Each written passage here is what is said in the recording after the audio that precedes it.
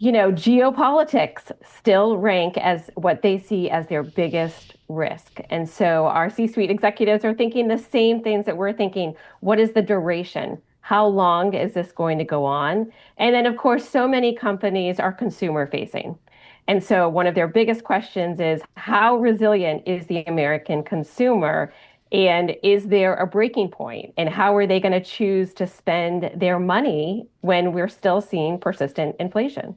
Erin, a second 25 bip cut by the Fed is now a coin toss if we look through the end of Right. this year. And so, I just need to ask you and the conference board. I mean, you contend that good inflation hasn't yet peaked. Yet, how does the war in Iran impact your assumptions over the second half of this year? As I believe you are calling for inflation to come down.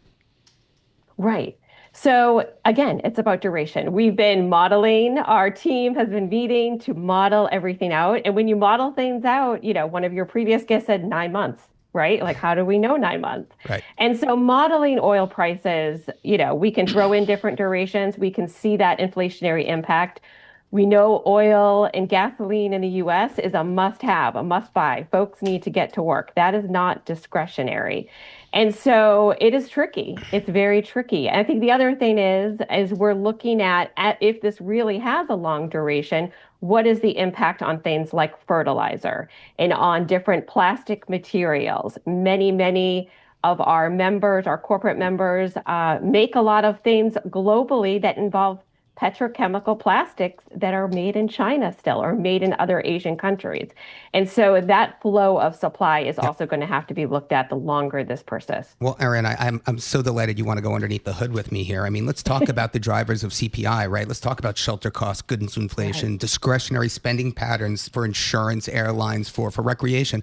What are you most focused on here? Well, we've seen that, especially through our consumer confidence index, that consumers are very pessimistic, but they're still spending. And so, obviously, when folks have jobs and the labor market seems stable, they're going to spend on necessities. And a lot of folks with extra income are going to continue to spend on discretionary items like plane tickets and travel, which has held up well. So I think it'll be really interesting, especially with regards to travel, if we see really high airline prices. Does that affect consumer spending?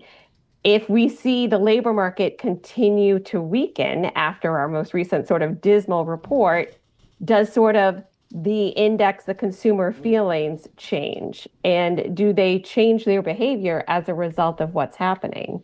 I think one of the things that's really interesting that we haven't been talking about that much is how is this going to inform, maybe in 6 months, maybe in a year or two, or as we see different policy regimes change in the US, our attitudes towards the energy transition. Once upon a time, not that long ago, we thought about the energy transition as freeing us from some of these Right. inflationary costs we're having. And how is that going to change? How do you model stagflation? I mean, the conference board's been doing this since time began. Mm-hmm.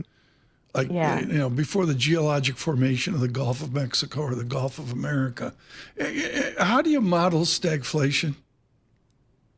I think it's very challenging to model stagflation because we have a Fed that's very data dependent, but it's a changing Fed, as your previous guests have commented on as well. And so we don't know exactly what they're going to do. And we haven't seen this, most of us were not doing this in the 70s, most of us. So, we can't necessarily just apply the shocks of decades past with this shock.